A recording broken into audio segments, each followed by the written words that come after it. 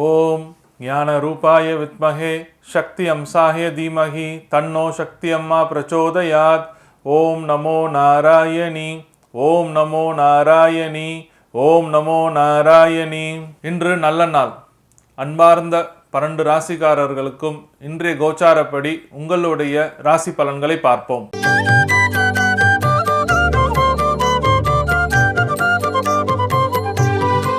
இன்று பிப்ரவரி மாதம் ஞாயிற்றுக்கிழமை 11/2/2024 சோபகிருது ஆண்டு தை 28. சந்திர தரிசனம்.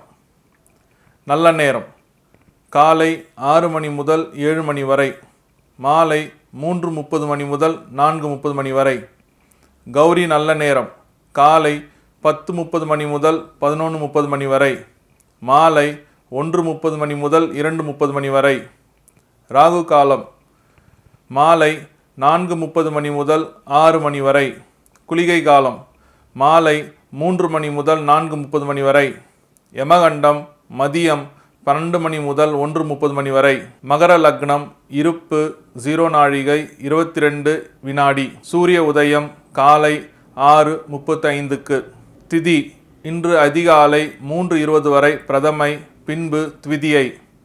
நட்சத்திரம் இன்று இரவு 9:15 வரை சதயம், பின்பு புரட்டாதி. நாமயோகம் இன்று பிற்பகல் 1:35 வரை பரிகம், பின்பு சிவம். கரணம் இன்று அதிகாலை 3:20 வரை பவம், பின்பு பிற்பகல் 2:15 வரை பாலவம், பின்பு கௌலவம். சந்திராஷ்டமம் புனர்பூசம், பூசம்.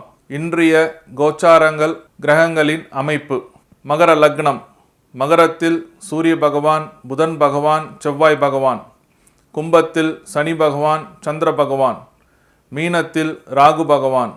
மேஷத்தில் குரு பகவான். கன்னியில் கேது பகவான். தனுசில் சுக்கிர பகவான்.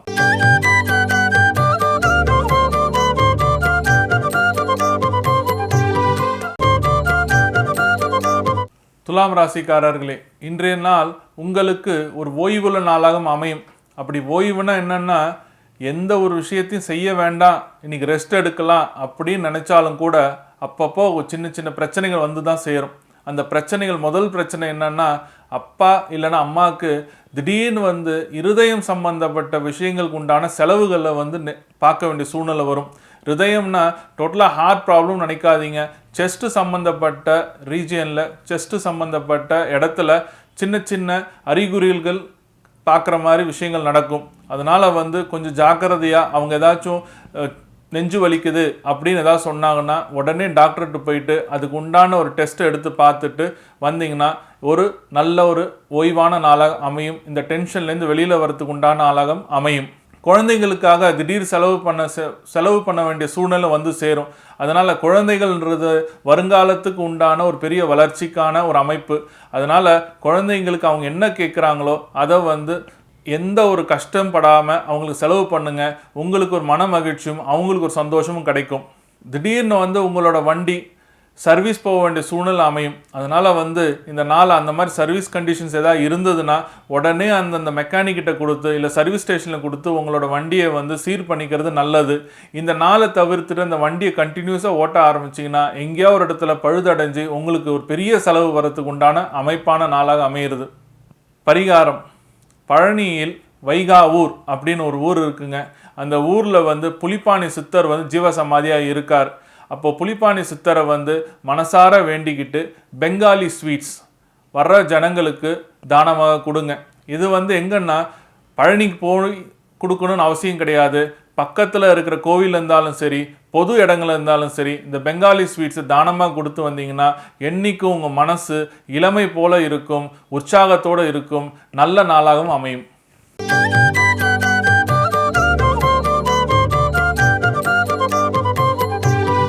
கனவுகளும் பலன்களும். உங்கள் கனவுல அம்புக்குறி தவறுற மாதிரி ஒரு கனவு வந்துச்சுன்னா அதுக்கு அர்த்தம் நீங்கள் செய்கிற காரியம் தடையாக போகுதுன்னு அர்த்தம். அதனால் காரிய தடைன்றதுனால கவலைப்பட வேண்டாம். அம்புக்குறின்றது நீங்கள் முயற்சி செய்யும் ஒவ்வொரு விஷயங்களும் காரிய தடையாக மாறத்துக்கு உண்டான வாய்ப்புகள் உண்டு.